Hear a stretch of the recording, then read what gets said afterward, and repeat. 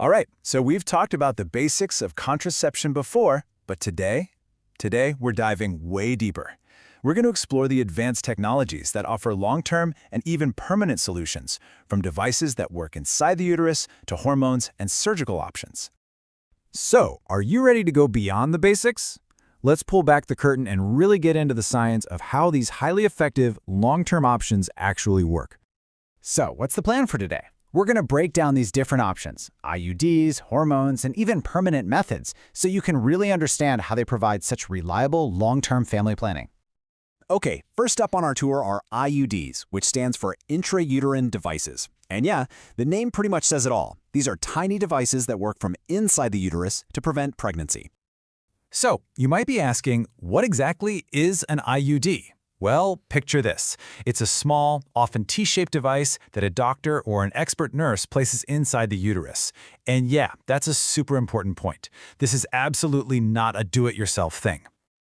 Now, not all IUDs are the same. They actually come in a few different flavors. You've got your non-medicated ones, like the Leap Sloop, which basically just act as a physical roadblock. Then you have the copper-releasing IUDs, think COOT, which, by the way, are incredibly popular in India.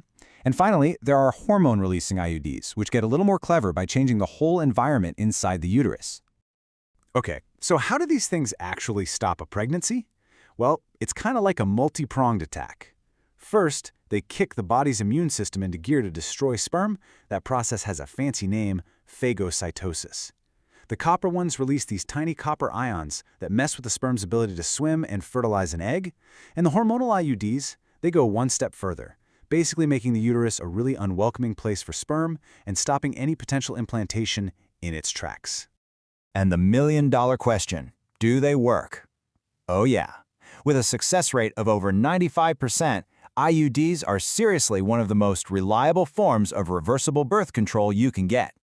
So you can see why they're so popular, right? Especially in India. I mean, you get years of protection with zero daily effort. They're perfect if you want to space out pregnancies, and the best part? Your fertility comes right back once the device is removed. It's kind of like the set it and forget it of contraception, but with an off switch. All right, let's shift gears. Now we're going to talk about a totally different strategy, using hormones to control the whole process. And the most famous example of this, of course, it's the pill. You know, the classic birth control pill runs on a pretty strict schedule. You take one pill every day for 21 days, then you take a 7-day break. It's in that cycle that the small doses of hormones, usually a combo of progestogen and estrogen, do their thing. They stop ovulation and even change the cervical mucus to block sperm from getting through. But check this out. A really cool innovation in this space actually comes from India.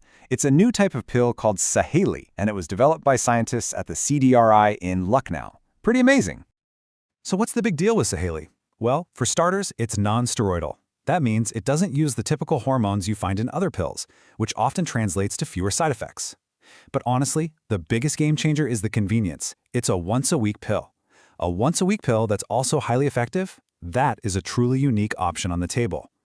And hey, pills aren't the only way to go when it comes to hormonal methods. You've got injectables like Depo-Provera, which can protect you for a few months at a time. And then there are implants like Norplant. These are tiny little rods that go under the skin and can last for years. Both of them work pretty much the same way as the pill, but they completely take away that need to remember something every single day. You know, we should also take a quick moment to talk about emergency contraception. Now, this is not your regular day-to-day method. Think of it as a crucial backup plan. It can be used within 72 hours of unprotected intercourse to prevent a pregnancy, especially in situations like contraceptive failure or, heaven forbid, something like sexual assault. Okay, on to our final category for today, surgical methods. We're talking about sterilization. These are the permanent solutions for individuals or couples who are sure they don't want any more children.